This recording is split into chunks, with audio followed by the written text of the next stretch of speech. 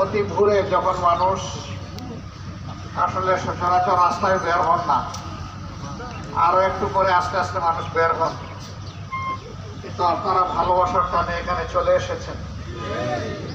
এই ভালোবাসা প্রিয় দেশের জন্য, মানবতার জন্য, সর্বোপরি মহান আল্লাহ তাআলার জন্য।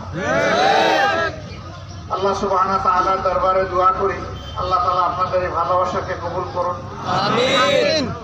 এবং সবাই মিলেমিশে আমরা যেন স্বপ্নের নতুন বাংলাদেশ গড়তে পারি, আল্লাহ তাআলা আমাদেরকে তৌফিক দান করুন, আমিন।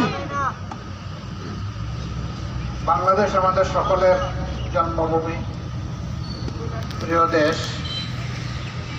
দল, ধর্ম, জাতি নির্বিশেষে আমরা মিলেমিশে এখানে যুগ যুগ ধরে বসবাস করে আসছি। দেশ যখন ভালো থাকবে আমরা সকলে ভালো থাকবো, কিন্তু দেশটা যদি নিজেই ভালো না থাকে আমরা কেউ ভালো থাকতে পারবো না।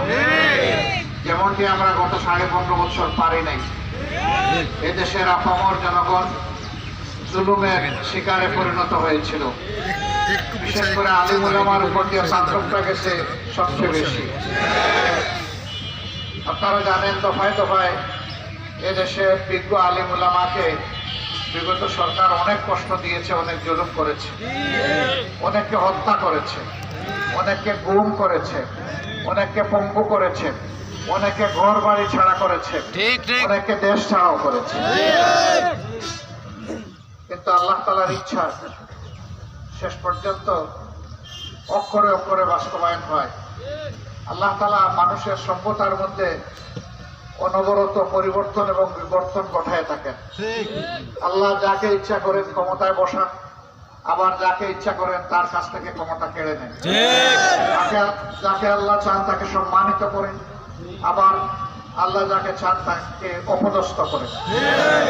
তবে দুনিয়ার এই অসম্মান বড় জিনিস নয়।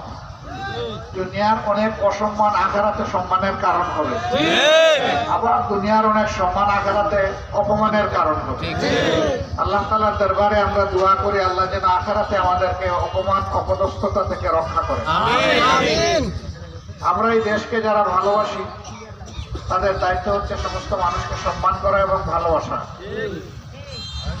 একজন মানুষ তিনি বিশ্বাসের দিক থেকে মুসলমান হতে পারেন অথবা অন্য কোনো ধর্মের অনুসারী হতে পারেন। তবে আমরা বিশ্বাস করি স্রষ্টার ধর্ম হচ্ছে ইসলাম। আল্লাহ তাআলা শুধু মানব জাতির স্রষ্টা না, যত মখলুকাত আমাদের জানা ও জানা আছে সকল কিছুর স্রষ্টা আল্লাহ রাব্বুল আলামিন। জীবিত মৃত সকল কিছুর স্রষ্টা আল্লাহ রাব্বুল আলামিন। আমরা যে সমস্ত বস্তুকে মৃত মনে করি সেগুলোও মৃত না।